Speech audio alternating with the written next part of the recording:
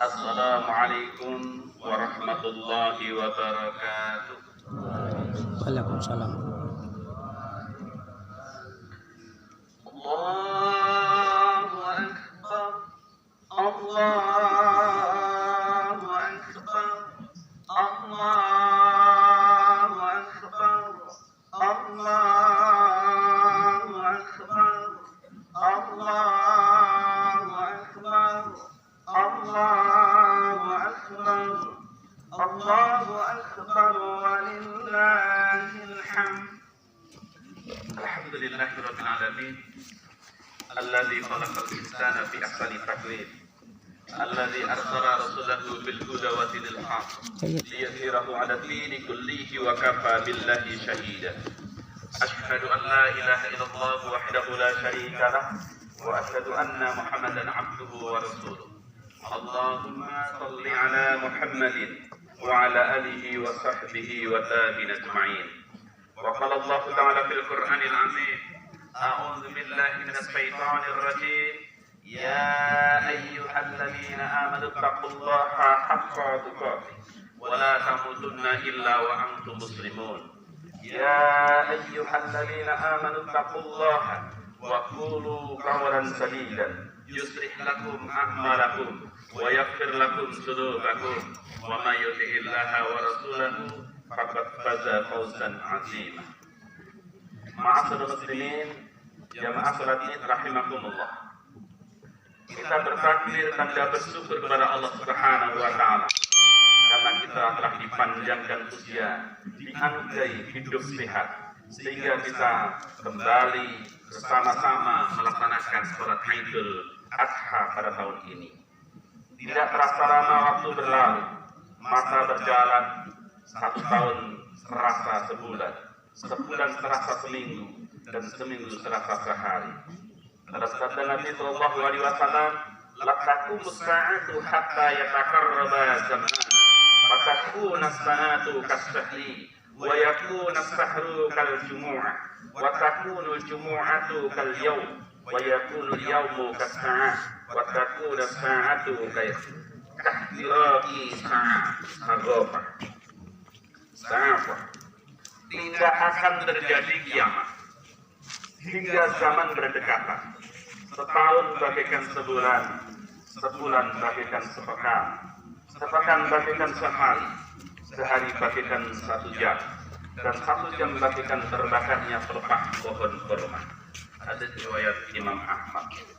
Begitu singkat waktu kita rasakan, pertanda betapa perjalanan hidup kita semakin cepat, umur kita semakin pendek, memangkas kesempatan berlama tinggal di dunia dan kuburan yang kita benci kian hari semakin mendekat. Allahu Akbar. Pantas Allah mengingatkan kita di dalam Quranul Karim surah Al-Asr ayat 1 sampai dengan 3. A'udzu billahi minasy syaithanir rajim. Wal 'asri innal insana lafi khusr illa alladziina aamanu wa 'amilus shalihati wa tawassaw bil haqq wa tawassaw bis sabr. Demi masa, sesungguhnya manusia ada dalam kerugian kecuali orang-orang yang beriman, yang beramal soleh, dan orang yang saling bernasihat dalam kebenaran dan kesabaran. Oleh karena itu, marilah kita bersama-sama meningkatkan keimanan dan ketakwaan kita kepada Allah Subhanahu wa taala dengan sepenuh hati.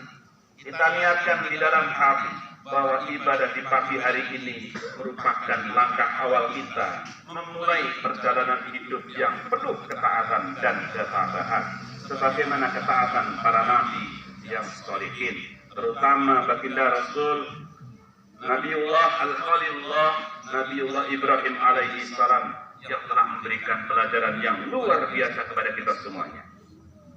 Allahu Akbar, Allahu Akbar, walillahil hamd. Ma'asyiral muslimin, jamaah salat Id rahimakumullah. Kali ini kita akan melihat kisah Nabi Ibrahim alaihissalam mengenai mimpinya yang menyembelih putranya Ismail. Kisah ini jadikan landasan ibadah kurban yang kita jalani saat ini. Kisahnya diterapkan dalam ayat-ayat sebagaimana dalam Quranul Karim surat As-Saffat. A'udzu billahi minasy syaithanir rajim. Wa qala inni dhahibun ila rabbi sayahdi. Dan Ibrahim berkata, sesungguhnya aku pergi menghadap kepada Rabbku dan Dia akan memberi petunjuk kepadaku. Yang dimaksud adalah Nabi Ibrahim pergi menghadap Allah untuk menyembahnya, dan Ibrahim ditunjuki dan diberi taufik pada kebaikan dunia dan akhirat. Rabbi habli minas salihin, ya Rabbku, anugerahkan kepadaku seorang anak yang termasuk orang-orang yang soleh. Dalam ayat ini Nabi Ibrahim memohon kepada Allah agar dikaruniakan keturunan yang soleh yang dapat memberi manfaat ketika hidup dan saat orang tua telah meninggal dunia. Sudah seharusnya kita berdoa memohon kepada Allah agar dikaruniai anak soleh menjadi penyejuk mata dan hati, sebagaimana di dalam doa Nabi Zakaria alaihi salam, Rabbi habli min ladunka dzurriyyatan thayyibatan innaka sami'ud du'a. Ya Rabbku, berilah aku dari sisi Engkau seorang anak yang baik, sesungguhnya Engkau Maha mendengar doa. Dan ibadur rahman, hamba yang dikasihi Allah, juga berdoa mohon kepada Allah agar dikaruniakan anak yang menjadi penyejuk mata. Rabbana hab lana min azwajina wa dzurriyyatina qurrata a'yunin waj'alna lil muttaqina imama. Ya Rabb kami, anugerahkan kepada kami istri-istri kami dan keturunan kami sebagai penyenang hati kami, dan jadikanlah kami imam bagi orang-orang yang bertakwa. Allahu Akbar walillahil hamd. Ma'asyiral muslimin, jamaah salat Id yang dirahmati Allah Ta'ala. Apa yang dimaksud dengan anak yang soleh? Soleh sendiri berarti al-qa'im bima yajibu alaihi min huquqillahi wa huquqi ibadihi wa tatafata darajat. Orang yang menjalankan kewajiban terhadap Allah dan kewajiban terhadap sesama hamba Allah, kedudukan soleh pun bertingkat-tingkat. Demikian kata Ibnu Hajar di dalam kitab Fathul Bari. Anak soleh tidak mesti mendapat juara kelas. Anak soleh tidak harus menjadi orang yang memiliki gelar yang berderet-deret. Anak soleh berarti anak yang memperhatikan ibadah kepada Allah, juga berbakti pada orang tua, serta menunjukkan kebaikan akhlak dengan sesamanya. Percuma anak kita berhasil dalam belajar ilmu dunia, namun tidak kenal sholat, sulit bangun subuh, baca Quran malas, toh kalau mau baca Quran baru sampai Iqra jilid 2. Tutur kata sangat kasar pada orang tuanya, bertingkah laku jelek terhadap sesama. Sudah seharusnya orang tua mendidik anak bukan sekedar sukses dunianya, tetapi mendidik anak menjadi soleh yang kelak menjadi amal jariah bagi kedua orang tuanya. Selanjutnya Nabi Ibrahim dikaruniakan anak yang halim. Fabasyarna bi gulamin halim. Maka kami beri dia kabar gembira dengan seorang anak yang amat sabar. Apa arti halim dalam ayat ini? Halim mencakup beberapa sifat. Yang pertama, anak yang memiliki kesabaran. Yang kedua, anak yang berakhlakul karimah, berakhlak mulia. Yang ketiga, anak yang memiliki kelapangan dada. Yang keempat, anak yang memaafkan yang berbuat salah padanya, menjadi pribadi yang pemaaf. Doa Nabi Ibrahim untuk meminta anak soleh benar-benar terkabul dengan dikaruniakan Ismail. Falamma balagha ma'ahu sa'ya qala ya bunayya inni ara fil manam anni atbahuka fanzur madza tara. Qala ya abati fa'al ma tu'maru satajiduni insyaallah minas sabirin. Maka tatkala anak itu sampai pada umur sanggup berusaha bersama-sama Ibrahim, Ibrahim berkata, "Hai anakku, sesungguhnya aku melihat dalam mimpi bahwa aku menyembelihmu. Maka pikirkanlah apa yang pendapatmu." Ia menjawab Ismail. Maka Ismail mengatakan kepada ayahandanya, "Wahai ayahku, kerjakanlah apa yang diperintahkan kepadamu. Insya Allah kamu akan mendapatiku termasuk orang-orang yang sabar. Ketika Ismail alaihissalam berada dalam usia gulam dan ia telah sampai pada usia sa'iyah, yaitu usia di mana anak tersebut sudah mampu bekerja, yaitu usia 7 tahun ke atas. Pada usia tersebut benar-benar Ibrahim sangat mencintainya. Dan orang tuanya merasa putranya benar-benar sudah bisa mendatangkan banyak manfaat. Saat anaknya seperti itulah Ibrahim mendapatkan ujian yang begitu berat, yaitu ujian yang berbentuk perintah yang harus dikerjakan. Ismail adalah anak yang sangat patuh. Ketika mendengar tentang mimpi ayahandanya Ibrahim alaihissalam, ia pun menyatakan dirinya bisa bersabar dan mendorong ayahnya untuk bersabar pula. Perhatikanlah Ismail, ia begitu patuh pada perintah Allah. Hal ini sama dengan ibu Ismail ketika Ibrahim meninggalkan ibunya, yaitu Siti Hajar dan putranya Ismail di sisi Masjidil Haram. Coba perhatikan bagaimana istrinya ketika berkata kepada suaminya, Allahu amaraka bihadza qala. Na'am qalat idzal la yudayyi'ana. Apakah Allah yang memerintahkan untukmu ini? Ibrahim menjawab, iya. Istrinya berkata, kalau memang itu perintah Allah, tidak mungkin Allah akan menelantarkan kami berdua di lembah ini. Pada saat itu Ibrahim meninggalkan istrinya, yaitu Siti Hajar, bersama dengan Ismail yang masih bayi, yang masih kecil. Dan pada saat itu ditinggalkan satu tempat di dekat lembah yang ditunjuk oleh Allah Ta'ala. Tidak ada apapun di situ. Tetangga tidak ada, rumah tidak ada, hanya berada di tengah-tengah padang pasir. Sungguh sangat luar biasa keimanan Siti Hajar ketika menerima perintah Allah Ta'ala yang diberikan kepada suaminya, yaitu Ibrahim alaihissalam.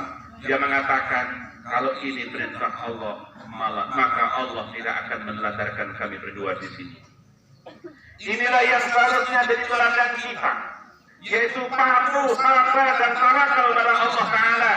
Mudah-mudahan kita menjadi keluarga yang patuh pada Allah Ta'ala, sabar dan benar-benar bertawakal kepadanya. Juga pelajaran lainnya, orang beriman mesti diuji. Ujian para nabi adalah ujian yang sungguh sangat berat, sebagaimana ujian yang diberikan kepada Nabi Ibrahim adalah dengan perintah menyembelih putranya sendiri. Ini untuk membuktikan apakah benar beliau murni lebih mencintai Allah, menjadi Khalilullah, kekasih Allah, dibandingkan mencintai istri dan anaknya.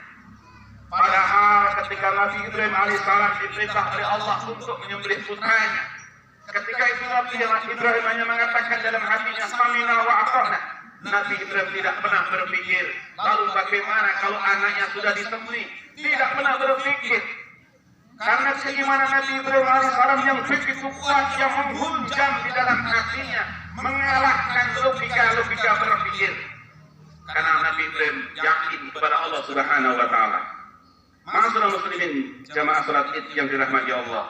Setiap orang memang akan diuji sesuai dengan kualitas imannya. Dari Mus'ab bin Sa'id, seorang tabi'in, dari ayahnya ia berkata, Ya Rasulullah, ayyun nasi asaddu bala'an. Wahai Rasulullah, manusia manakah yang paling berat ujiannya?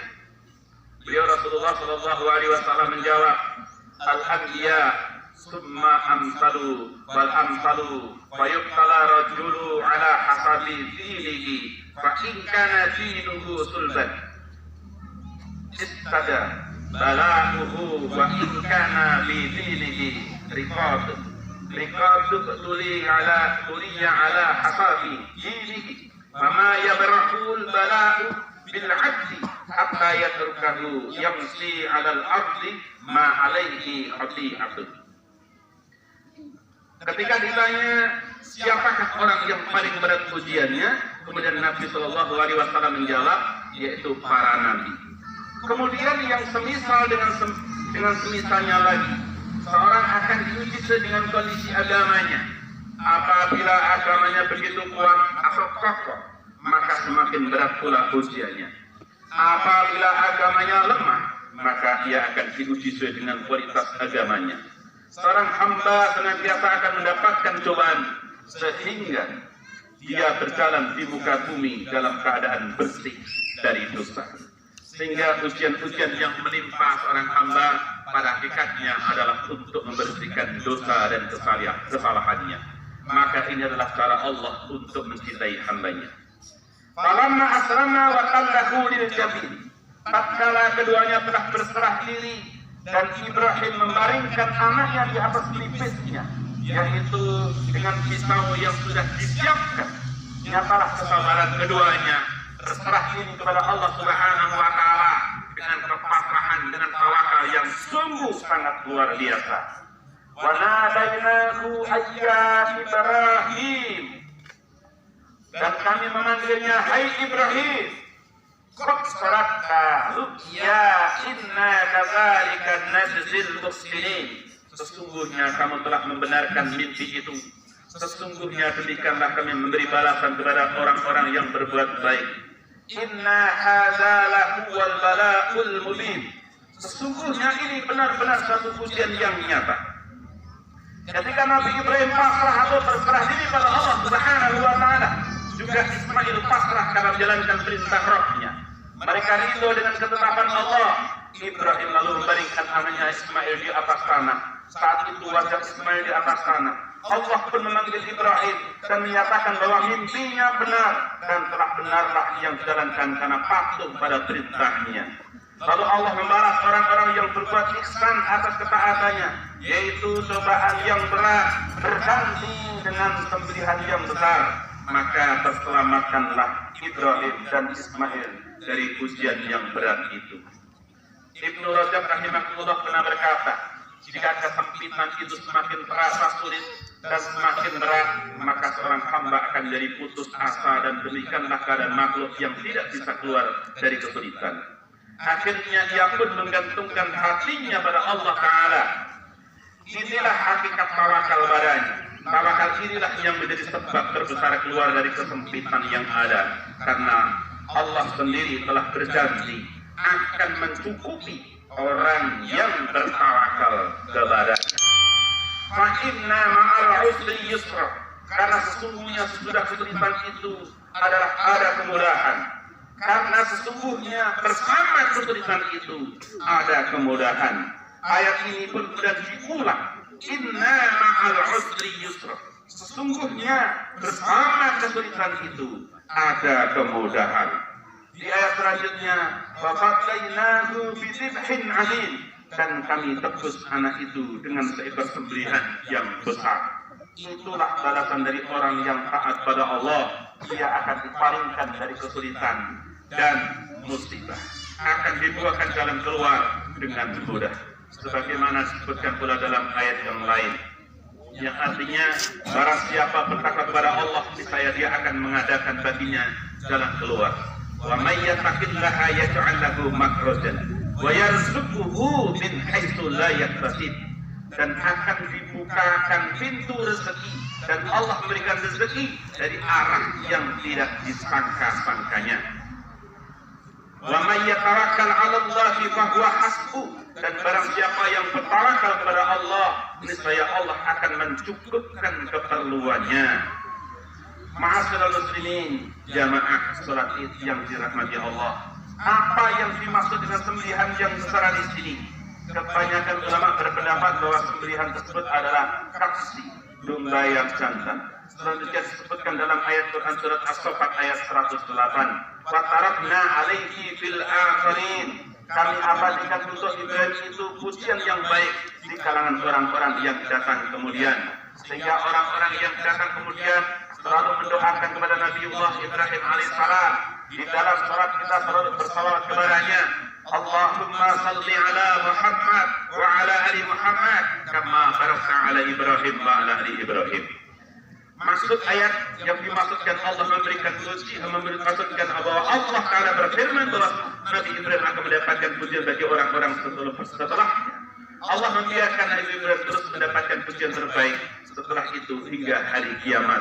Salamun ala Ibrahim, kesejahteraan dilimpahkan atas Ibrahim alaihissalam.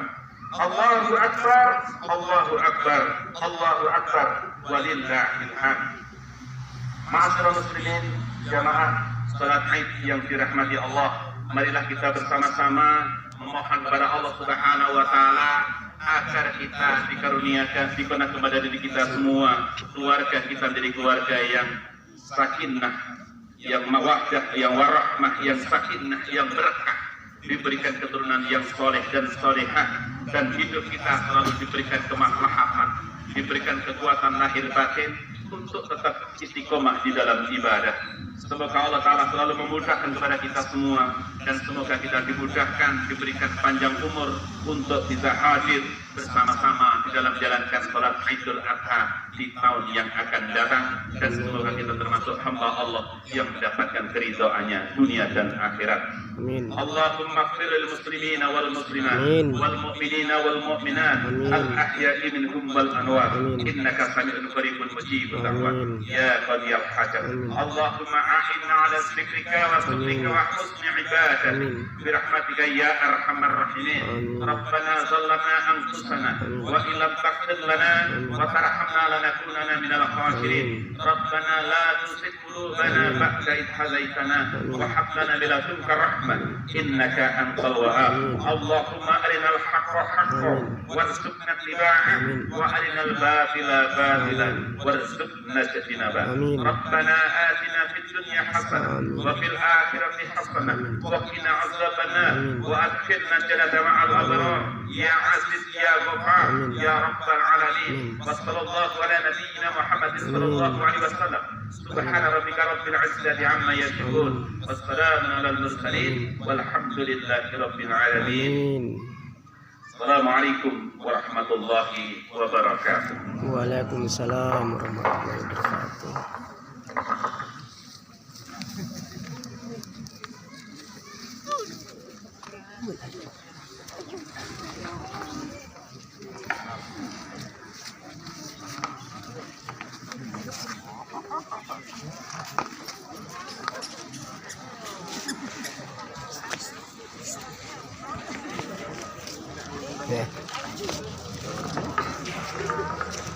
Assalamualaikum warahmatullahi wabarakatuh.